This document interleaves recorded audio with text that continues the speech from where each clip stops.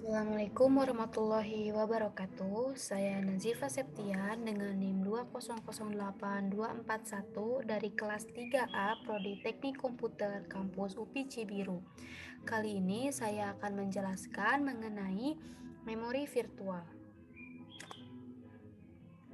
Memori logis tidak bisa dipetakan semuanya ke memori fisik.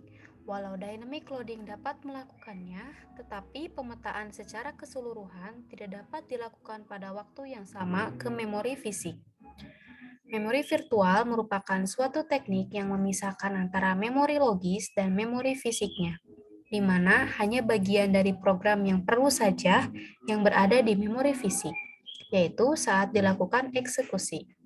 Logical address space bisa lebih besar daripada physical address space ketika menggunakan konsep memori virtual, di mana virtual address space pada virtual memory dapat digunakan oleh beberapa proses. Jadi nantinya hanya beberapa bagian dari memori logis yang berada di memori fisik, sisanya di hard disk. Berikut adalah gambar dari memori virtual. Gambar ini merupakan virtual memory yang ukurannya bisa saja lebih besar daripada physical memory. Ini adalah memory map dan ini adalah storage. Page-page yang berada di virtual memory nantinya akan dipetakan melalui memory map.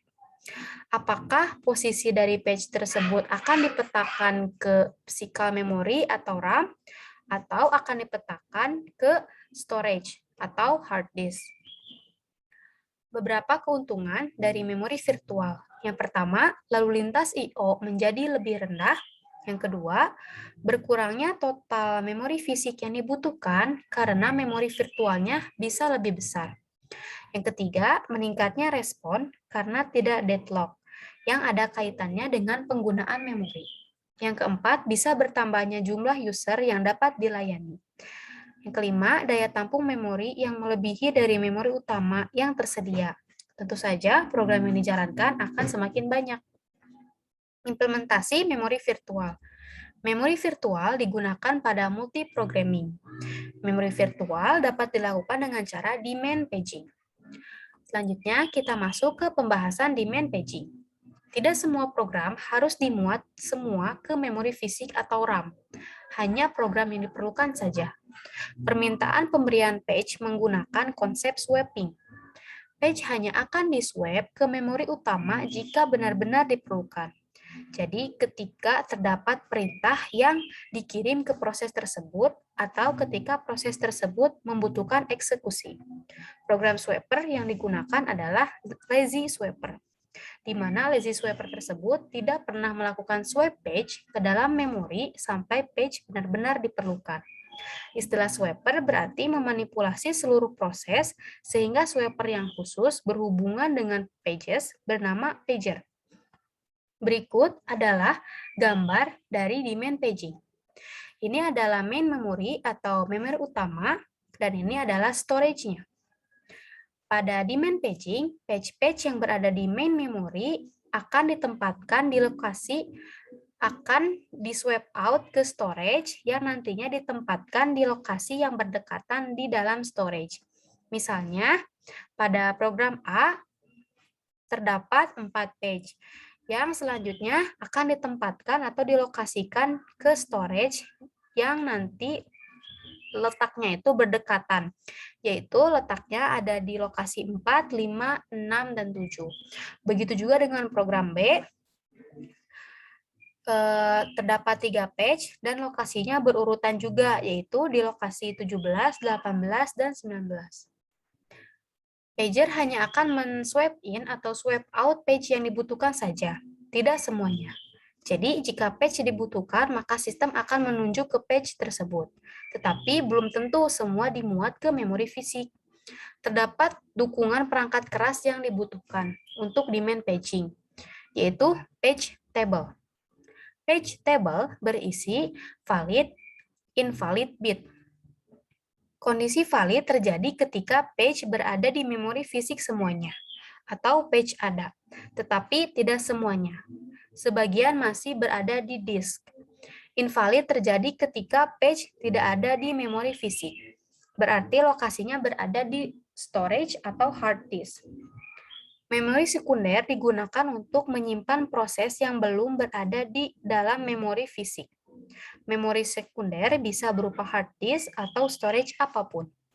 Jika proses mengakses lokasi page yang valid, maka proses akan berjalan normal. Jika mengakses yang invalid, maka perangkat keras akan menjebaknya ke sistem operasi dan terjadi page fault. Berikut adalah contoh gambar dari page table. Ini adalah logical memory sebuah proses yang terdapat atau memuat page A sampai page H. Ini adalah page table-nya, ini adalah physical memory, dan ini adalah storage-nya. Di dalam page table terdapat beberapa page yang valid dan yang tidak valid. Yang valid ditandai dengan huruf V dan yang invalid ditandai dengan huruf I.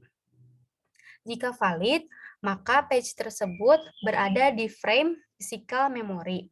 Tapi jika page tersebut tidak valid, maka lokasinya akan diletakkan di storage atau hard disk. Jika ada referensi ke sebuah page, ternyata page-nya tidak ada atau invalid, maka akan di-trap oleh OS dan menghasilkan page fault. Ini di-trap oleh SO atau sistem operasi dan menghasilkan page fault. Yang terjadi saat page fault yang pertama ditangkap oleh SO atau sistem operasi, yang kedua SO menyimpan register user dan proses, yang ketiga tetapkan bahwa interupsi merupakan page fault, yang keempat periksa bahwa referensi page adalah valid dan kemudian tentukan lokasi page pada disk.